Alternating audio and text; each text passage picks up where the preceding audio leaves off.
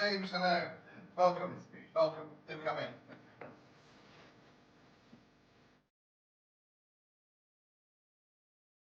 My name is Godfrey Bloom. I was an officer in NATO years and years and years ago, and I'm a graduate of the Royal College of Defence Studies and Strategy, and so I am a trained strategist.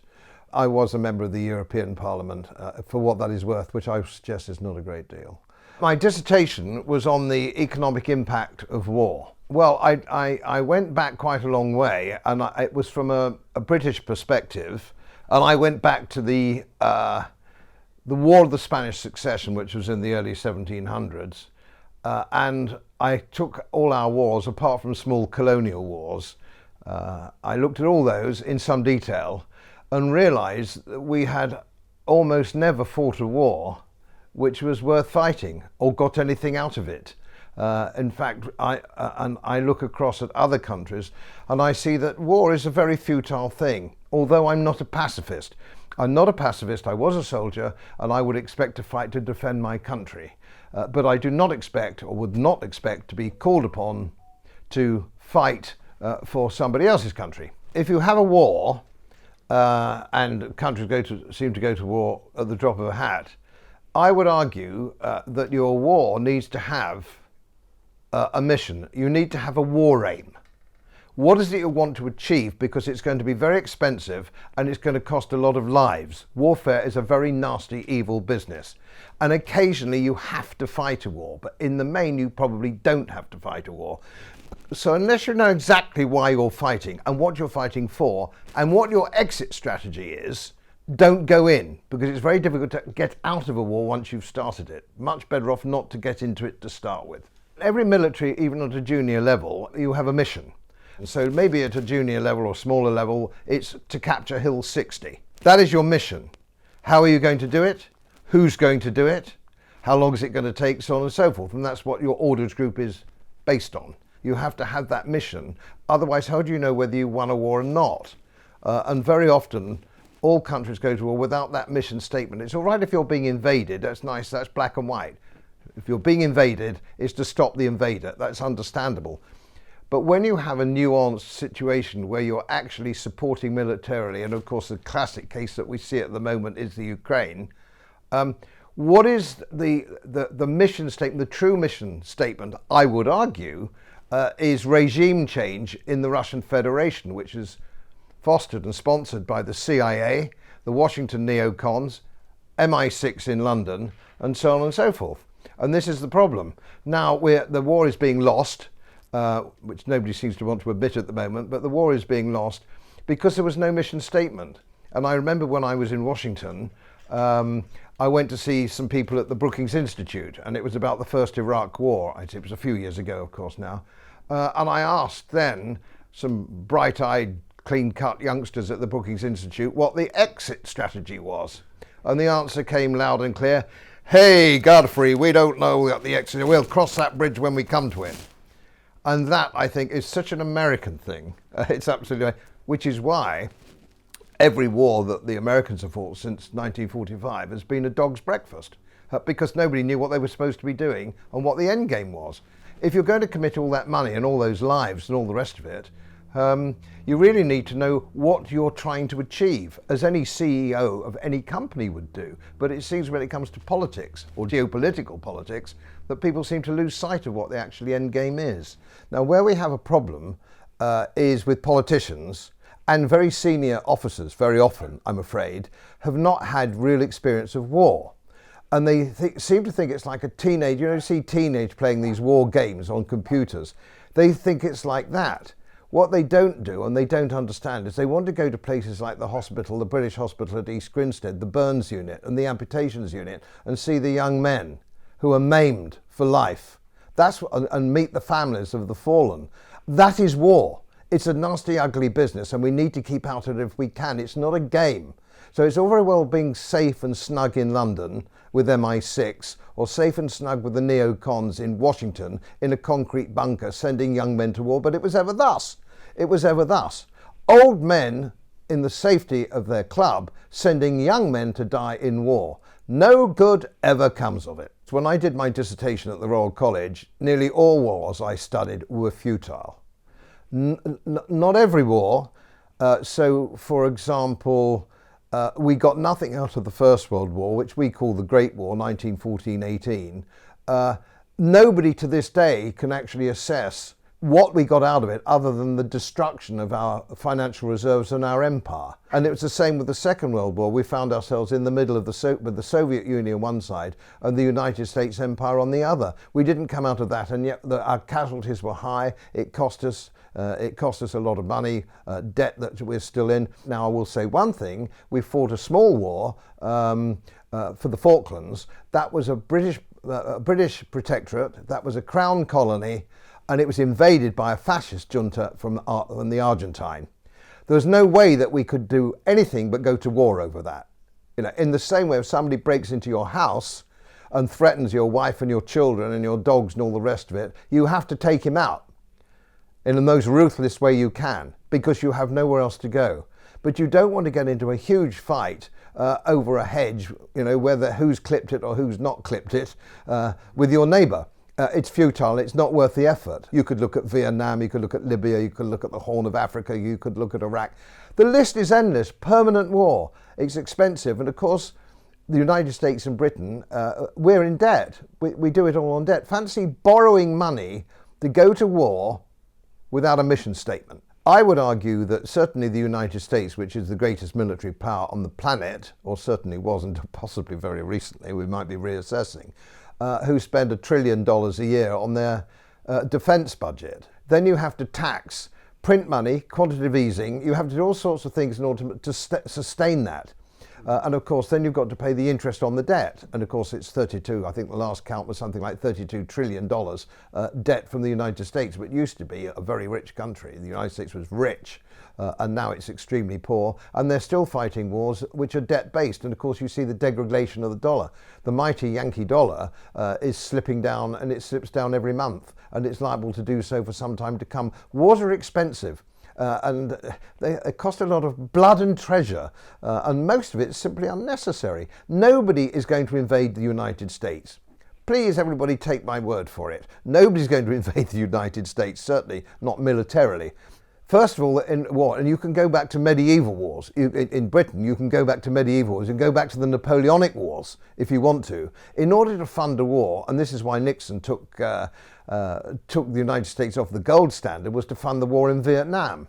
And of course, what's actually happened is that the spending power of the dollar, compared with that time in 1970, I think it was, I was quite a young man, in 1970, is now 6 cents to the dollar. So your spending power has been reduced from $1 then to 6 cents now. And here's an interesting thing. When after the Battle of Waterloo in 1816, we went back onto the gold standard, we went onto the British sovereign, the gold sovereign, which of course stopped inflation. Because gold is a hard asset. So a loaf of bread in Great Britain in 1819, a loaf of bread was the same price as it was in 1913. And of course, then we had a war, and the pound was degraded. We went off of the gold standard to fight the war, and of course, the pound's been on skid row ever since. No good comes of it, but unless you're an arms manufacturer, always money. It doesn't matter what your problem is at all, ever. Any country this is, not just the United States, any country, if you do an audit trail, you'll find somebody somewhere is getting a backhander. You have an ideological situation as far as Israel is concerned, I would argue, so an ideological. And then, of course, you have Friends of Israel or the Israeli lobby or Mossad, so you've got contributions to the Senate and to Congress in particular, which is why Israel and the United States are joined at the hip. This is the problem. And of course, I would suggest it's not just a question of money, I suspect it's blackmail. Which is why they haven't released the Epstein files, for example. We don't know who was doing what to whom and why and in what manner. So it's money and it's blackmail, and it's been going, it probably could be going on since the beginning of time. But it's absolutely ludicrous that you should have a small country of 6 million people actually dominating United States foreign policy and taking us close to a world war. We could be nuclear. It could be a nuclear war. That's another interesting thing, is it not? In the 1960s, the one big fear we all had, regardless of our political positions, was nuclear war. we seem to have completely lost our fear of nuclear war. We've lost our fear. And it's a genuine fear. We should be frightened. We should be terrified of a nuclear war. But now we seem to think it really doesn't matter. And now, of course, as this recording is happening, there's Alaska. The President of the United States is meeting President Putin in Alaska. And it seems to me, and at the time of this recording we don't know yet, but I don't think the American delegation has absolutely any idea at all what their mission statement is. They don't know. They're turning up and hoping it'll be all right on the night. And I think that that's a very difficult situation to be in when you're dealing with a statesman like Putin, who knows exactly what he wants and knows exactly where he's going. And I feel that the presidency will be bamboozled there, and no good will come of that either. And of course, if the United States is on the back foot, that's when World War comes closer. Because you have a war because you can't, a world war is because you can't find another way out. Isn't that a dangerous thing? You can't find another alternative, so let's have a world war, which nobody can conceivably win. Do people appreciate the cost of war? I think they only really appreciate it in lives lost. And I think this is one of the problems that certainly we have in the Ukraine war, because there are no Americans coming back in body bags. So Joe Sixpack doesn't really get it. He's not really interested. The bigger economic picture, of course, he probably wouldn't understand, and he's being lied to by legacy press anyway. So that's one of the problems that you have. It's only when sons get killed. And of course, that happened with the Vietnam War. 60,000 casualties in the Vietnam War. And that became very unpopular because young American men were getting killed. America and Britain are always asleep unless people get, their sons and daughters get killed, or civilians get killed.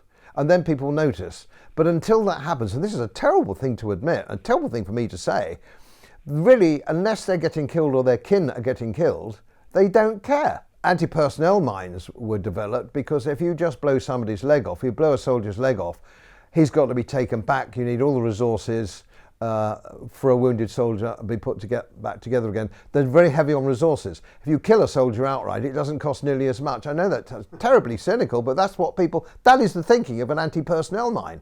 That is why they're anti-personnel men. That's why they don't blow you to smithereens, they just blow your foot off. These people, and of course the people that design that kind of thing, are at home, aren't they? They're at home, these shadowy people, and we don't know most of their names. I mean, we know Lindsey Graham, and we know the nutcases and the John Boltons of this world, or the nutcases, but there's all sorts of shadowy people that we don't know about. And they lurk in MI6 in London, they lurk in the CIA, and it's a very sad thing. And the American public will wake up one day and they will stop all this. And they'll go back, I think, perhaps it's impertinent to me to suggest this to Americans, but go back to the Monroe Doctrine, I think would probably a good idea. Yes, I'm not a pacifist because I think pacifism sends out a very bad message. So you need to be ready to fight for your country, of course you do, but what you need to do is keep out of foreign entanglements. And most treaties are dangerous. And we got into 1914, we got into a war because of the Entente Cordiale, which was only a head nod, there was no treaty.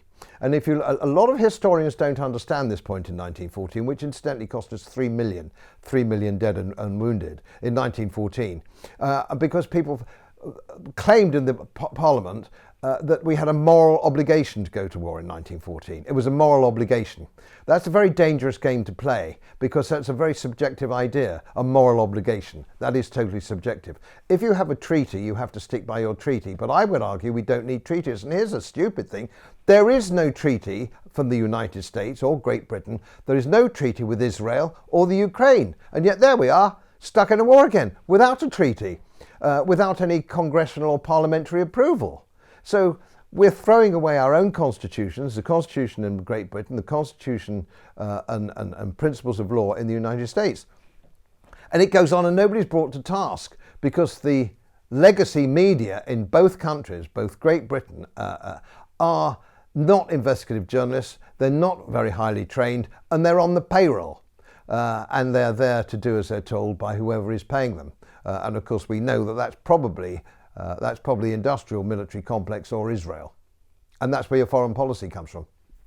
There is no currency which has not been degraded by war. And of course you have to degrade your currency because you can't raise enough in taxation to find that $1 trillion. So you have to degrade your currency. And the United States has degraded their currency to the most appalling extent, and it continues to this day. And I don't think it's even really begun yet. I think the decline of the dollar is really going to accelerate, and that goes also for the pound sterling as well. Your currency must be degraded by war. There is no other way you can pay for war other than taxation, which isn't big enough for modern war, or degradation of your currency. And of course it buys less. As any housewife in Great Britain or in the United States will tell you, that their pound or their dollar is not going as far as it used to. Most people who don't have a basic understanding of economics, which certainly includes nearly all politicians, think that inflation is an act of God. Like the weather. Oh, it's raining today, it's raining today, or it's cold today, or it's frosty, or it's snowing. They think inflation's like that. No, inflation, what can you do? Most people think like that, which is why they go on electing the muppets that we elect. Yes, it's just another tax. It's sort of it's visible, but semi-invisible to the ordinary Joe. It's a tax. Yes, it tax. The United Kingdom Independence Party was formed in the late 1980s, and I was a very original member. I wasn't a founder member. I was a very early member. And that's because we wanted to leave the European Union and return to a parliamentary democracy and a constitutional monarchy.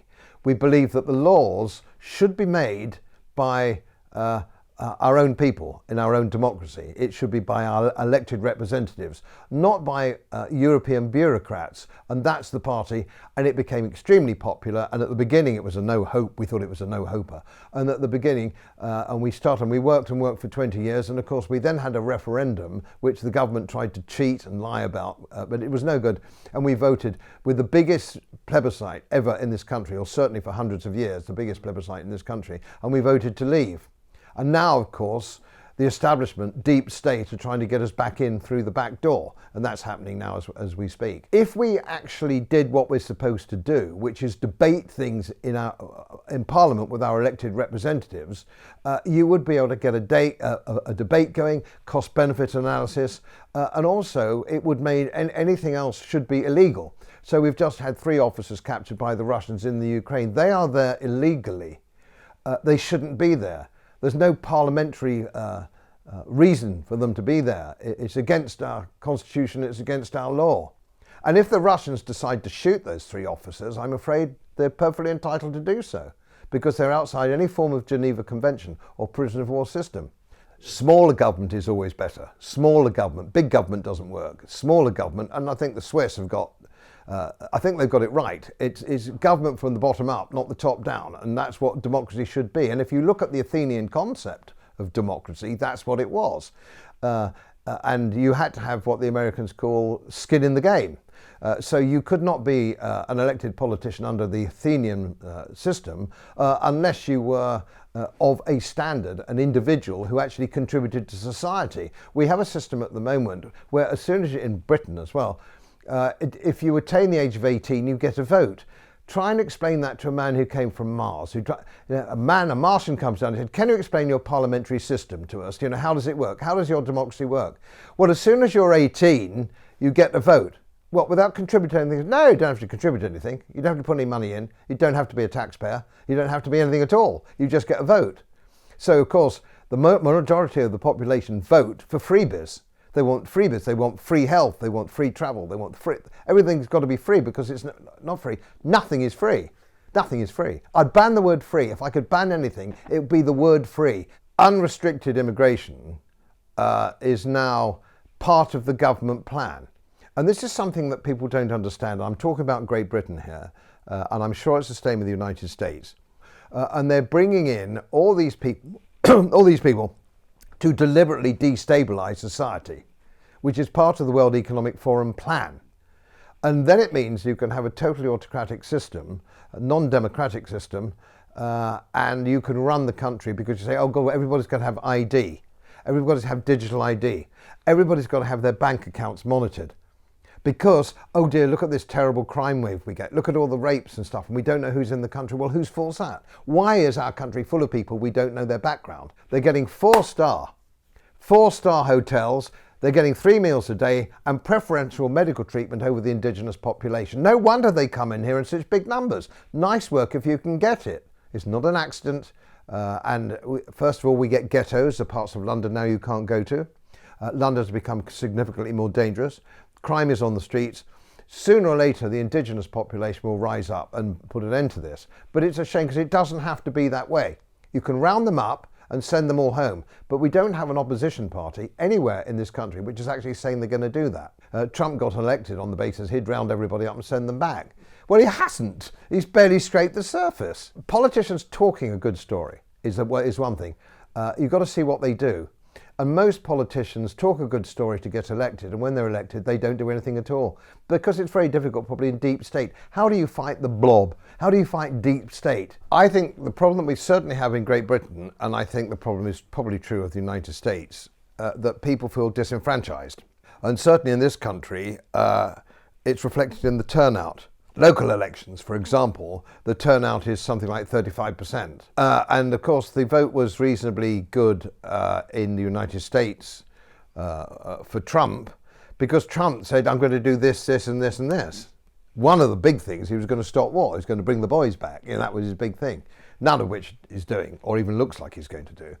So consequently, everybody feels cheated in the United States, and they're going to feel more and more cheated as time goes on. They see that they voted for a bunch of lies. And it's the same in our country. People stopped voting Conservative. People stopped voting for the Conservative Party. So consequently, they got in, but they didn't increase their vote. The British government was elected with 20% of the electorate. Oh, we are certainly, I think we're at war with our own government in Great Britain, because all they do is take our money and they give money away. I mean, Zelensky, at the time of this recording, Zelensky was going into Number 10 Downing Street, and he's probably going to secure another £2 or £3 billion, which he can embezzle, because he's a crook. And yet there's no money to our pensions, for example, old age pensions in Great Britain. My wife is 64 yesterday. She won't get her pension now till 67. And there's now talk about her not getting it until she's 72 or 73. So all the things that people paid their taxes for and told that there would be an old age pension for have gone. And yet we have billions of pounds to give to the Ukraine for war. Billions of pounds.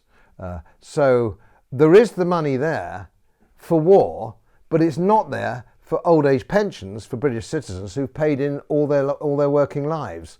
And people are very, very resentful when they see that going on.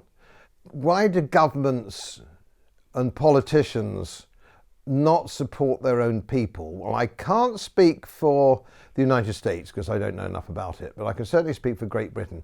What does politics attract? Who do politics attract?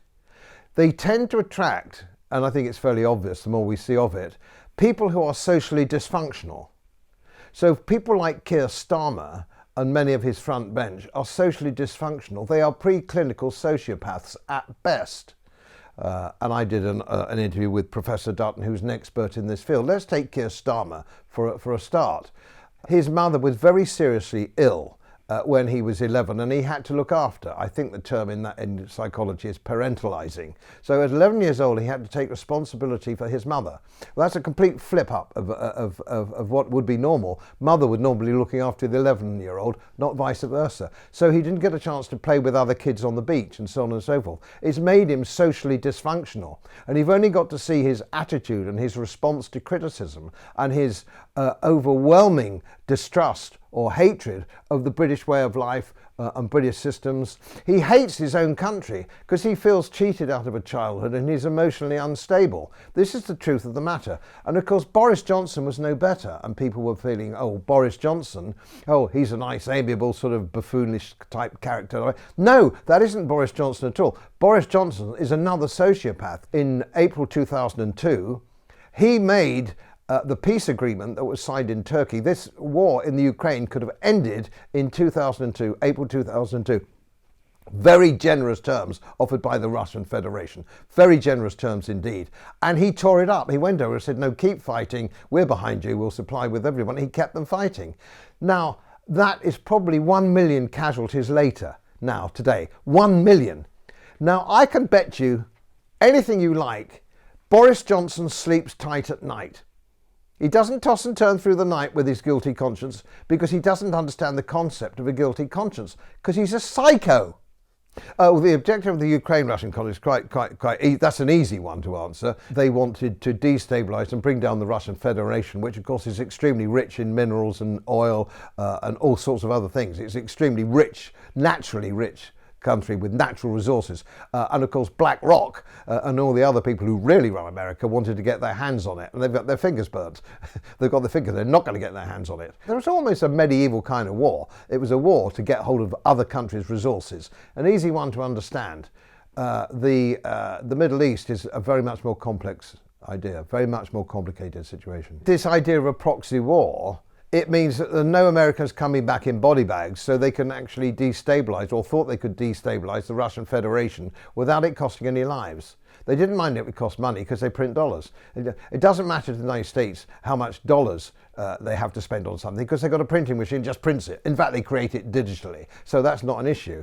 What the Americans can't do, and Vietnam showed that in spades, is they can't have young Americans getting killed. And this was a way of destabilising Russia on behalf of BlackRock, Vanbrugh, and all the other crooks, and Bill Gates and all the other crooks who actually now infest American politics. And so consequently they've come unstuck on that, because their war aim, let's go back to the war aim.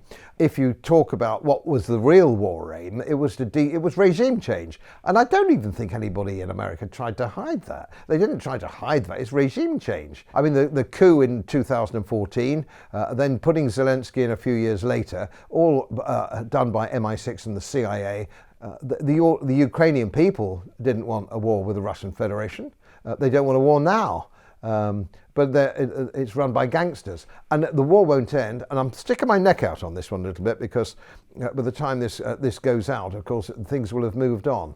But I would argue that the war will soon be over, and there will have to be a compromise. There will have to be a neutrality of Ukraine. They can't ever be members of the NATO. The Russians have made that extremely clear. We still have politicians in England saying, oh, they've got to be members of NATO eventually, blah, blah. Now, this is ridiculous. And fun enough, there is a template. There's a blueprint for all this, and that's Austria in 1945. The Soviet Union said, we will not tolerate the Austrians being members of NATO. And so it was a bit of a Mexican standoff. So we all got round the table and agreed, what about neutrality and a commitment that Austria won't join the Warsaw Pact countries and Austria won't join NATO? And the Soviet Union said that's fine. So they've been militarily neutral since 1945, and it's worked very well. There's no reason at all that the Western Ukraine, where the Ukrainians actually mainly live, not the ethnic Russians on the other side of the east, can have a perfectly fruitful country, govern themselves, and all they've got to do is internationally commit that they won't join NATO, they won't allow foreign weaponry or missiles on their soil. This isn't difficult. And if I were Trump going to Alaska, or if I was going to Moscow in a few weeks' time, I would sit down and say, here's a deal for you. Here's the deal. Western Ukraine, west of the Dnieper River, that's going to be an independent democracy, and we'll all guarantee that won't be any weapons on it at all. And that's fine, and we can all shake hands and go home. I could fix it in a day. I could fix it in a day, which is what Trump claimed to do. He said, oh, I can fix this war in 48 hours. And he could have, he said that. But I sometimes scratch my head, you know. I hesitate to say this because I'm an old man myself now, but one does wonder whether perhaps he's a tiny bit old for this kind of game, especially when he's up against a master statesman like Putin. Let's look at the wars in what is close to living memory. Not quite, but close to living memory. So it means you go back to 1914, and certainly my grandfather, we all know our grandfathers who took part in that war. If you're British, you certainly do. And what you've got to do is, so what did we get out of it? Well, we lost the British Empire, we lost the reserve currency of the world, which of course then was sterling, and it cost, as I said before, over 3 million casualties. And if you go to any English village or Scottish village, you'll find the war memorials full of names, even in rural communities, brothers, sons and fathers. The most horrific, brutal war. And where did we end up in that? We lost the empire, And we had to fight another war in 1939, on whose behalf? In 1914 we fought the war on behalf of the French. In 1939 we fought the war on behalf of the Poles. Now, I'm married into a Polish family, so I'm not sort of hostile to Poland in any way, but one has to just imagine why would we do that? What has Poland got to do with Britain? It's nasty, and Hitler was a nasty man, and it was a nasty regime, and the Nazis were really nasty. But what did we end up with? Who's the most powerful European power, or neo-European power, was the Soviet Union, which is just as evil. So where did that take us? We didn't have a treaty. There was no treaty with Poland. There was no treaty with France. I put it this way with what is sometimes referred to as World War I and World War II. One started in 1914 and one started in 1939. My grandfather, who fought in the war, badly injured on the Messines Ridge with the Royal Horse Artillery, he said, he gets very cross if he talked about World War I or World War II. He said there was only one war, boy, and it came in two parts. And I think in that one sentence it shows you the futility of war. So we lost one generation, and then we lost hundreds of thousands in the next generation. So what did we get out of 1914? What did we get out of 1939? The answer is absolutely nothing. And if you want a bigger example, I can't think of a bigger example of a futility of war than those years. Your army is to protect your own citizens and your own land, not other people's, whether it's Israel or the Ukraine or anybody else. If you are in a democracy, you have control of your congressman. Go and see your congressman, make it very clear to him, and make absolutely sure he knows he will be out at the next election, because there's only one thing politicians love, and that's getting re-elected. The population of Western Europe, for example, doesn't want a war, or Mid or even Eastern Europe. They don't want a war. So why do our leaders want a war? There's two things. First of all, they make an argument that the situation is the same as it was in 1939 and Putin is Hitler, and if we don't stop him in the Ukraine, he'll carry on further, and he'll go further and further and further, which is geopolitically, strategically complete nonsense. I mean, that is just so wrong. Now, do they really believe that? Because that's the excuse they make. I'm not sure whether they believe it. And what we have to understand, and I don't think many people do, just how stupid politicians are. They are phenomenally stupid. So think of your local bar, think of your local pub, think of your local restaurant, think about who is the most stupid person in there, and you've got your average politician in spades. War has always been a method to try and bring the country together if the country is beginning to crumble, or it looks like it's economically or politically about to crumble. And we saw the Argentinian invasion of the Falkland Islands for that reason, with a very unpopular fascist government, and they thought it would take people's mind off it and they will come together if there was a war. I don't buy it. I think you have to have a war which is noble in spirit. I think you have to, if you're going to have a war, there has to be a real moral reason so to do, because war in its own right very often is immoral. So and I think that does the case. I think that people are trying to play that card, might be thinking down that route, but they don't have military experience. If I may just say something on military experience, there is no possibility that Western Europe or the European Union could field an army even remotely capable of taking on the Russian Federation. Even remotely. Because soldiers, armies, have to have two things. They have to be well led and experience led, and we don't have anybody. Senior officers in both the United States and Great Britain are political appointments. So you have people who are very all right with women on board ship, they're all men trans, they're all ready for this. That's the kind of army that we have. So it's not fit for purpose. And that's one side of it. The other side is as any soldier watching this, if you don't, or military historian, if you don't have combat experience, you are really behind the eight ball. Because now we have a situation with the Russian Federation, who have 1.5 million men under arms or potential arms with their reserves, with an integrated system of drones, air warfare. We wouldn't last 5 minutes against the Russian Federation. Certainly not with the sort of people that we turn out in our armies today, or from the social background that we bring people in from the armies. It needs to be a disciplined society. You can't have a disciplined army without a disciplined society, and nobody in Europe has that. Nobody wants to be a soldier. Who would want to be a soldier to go up against the Russian Federation? Most young men don't think there's any reason to do so, and they're right. I looked at the United States recruitment, and it's the same with British recruitment adverts. You know, I get time off with my baby. You know, I get most weekends off. You know, this is the kind of thing that you get recruiting. Oh, you know, you get a pay and I get a very good pension, you know, if I do my 10 years or my 15 years or whatever it is. And you get all this and I'm a good, and all this kind of thing. I still get time to go to ballet classes and all that kind of shit. So now have a look at a Chinese recruit or Russian recruitment advert. And you've got a really grizzly bugger here with a half-eaten baby in one hand and a Kalashnikov in the other hand, and he goes, yeah, I'm here to kill people on behalf of Russia. You know, and you go, whoa. They're the kind of people they're recruiting. We're recruiting Nancy boys and pansies. They don't make soldiers. You know, you have to be tough and you have to be hard. The United States has still got a few.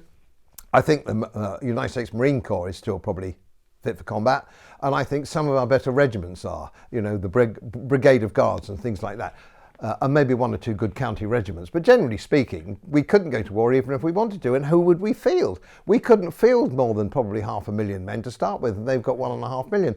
I think we need a new deal for our military, and I think we need to go back to defence. Mm-hmm. It's the Ministry of Defence in this country. You know, we talk about defence spending. We don't ever talk about attack spending. We don't talk about the Ministry for Attack. We talk about defence. Yeah.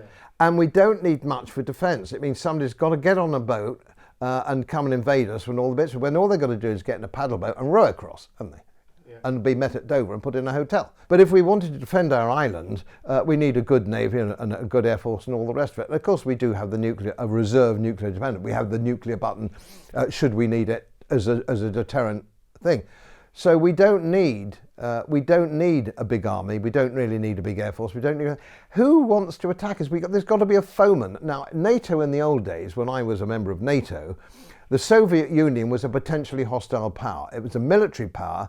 It was potentially hostile, and it wasn't a very nice regime. They went years ago. They've gone. It's the Russian Federation now, and the Russian Federation just wants to trade. They don't want to take over anybody. They certainly don't want to take over the Western Ukraine, which is a nation of psychos. So they don't want that. They want Ukraine to be happy. They want Ukraine to be prosperous and trade. It's all about trade. Let's trade. But no, I think we need a reappraisal of what it's for. What is our? Go back to the United States Constitution. Tells you all you need to know, really, isn't it? That you don't need all these ships and guns and all the rest of it. And of course, then you look at some of the fine-tune the spending. Look at the aircraft carrier groups, for example, in the Red Sea. So you've got billions and billions and billions of dollars with F-35s on them and all the rest of it. And you've got these huge aircraft carriers. You know, you've got Nimitz, you've got all these other great carriers and battle groups. They've had to go south off the Yemeni coast. They've had to go south because the Houthis can blow them up with something they ordered on Amazon yesterday, which cost $10,000. What kind of world are we living in? They've got all this kit, and I said this at the time. We've got 2 aircraft carriers, and I said I wrote an article for a magazine about 7 years ago when we launched them. The aircraft carriers have been out of date. They've been obsolete since Okinawa. They're just great big fat targets, and they're no use at all, and they suck in billions of dollars. NATO had a great role to play. I was a member of it, and I believed in it. It's long since past its sell-by date, and we did promise, head of NATO, again the United States, promised faithfully that NATO would not expand, and it's expanded, and one look at a map can show that. It's right through the Baltic, up through Poland, Romania, and Belarus. It has expanded, and in the same way, that's a danger to all those countries who are members of NATO, and it's the same way that the greater Israel is a threat in the Middle East. This is about Western-backed expansionism. And if you look at the idea of a greater Israel, sooner or later that's going to blow up because, again, the Egyptian government and the Jordanian government aren't doing anything about it. They're sort of going along with it all. But their people are getting very fed up. And there you are going to see a coup. We live in very dangerous times, which would not be so dangerous if we reinvented diplomacy. We need to reinvent diplomacy, and at the moment there is no diplomacy. Every war that the United States has fought since the Korean War has been an exercise in sheer futility. I'm not sure. They've all been destabilizing wars. And you look at the Horn of Africa, you look at Libya, you look at Iraq, and you look at these places. they leave a mess.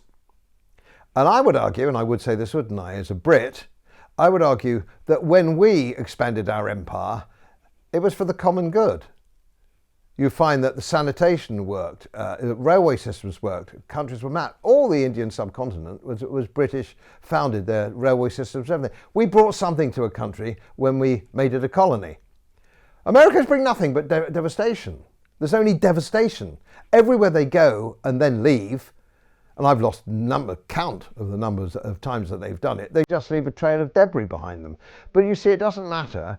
It just means more orders for the industrial military complex, which runs the show. More weapons, more. We blew up all those missiles, we've done all this, we've done all that, we need another lot. And so it goes on, and so it goes on.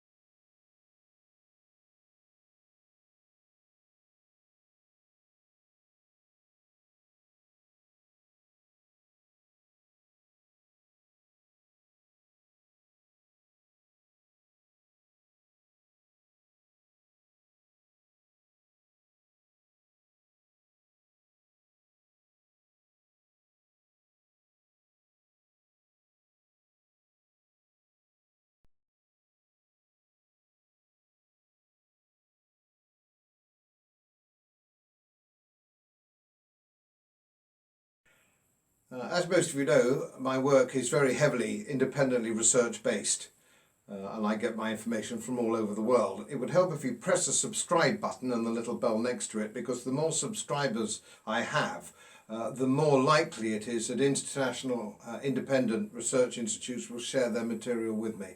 It's most helpful, and then of course I'll automatically share it with you. So surprise, won't cost you anything. Thank you very much.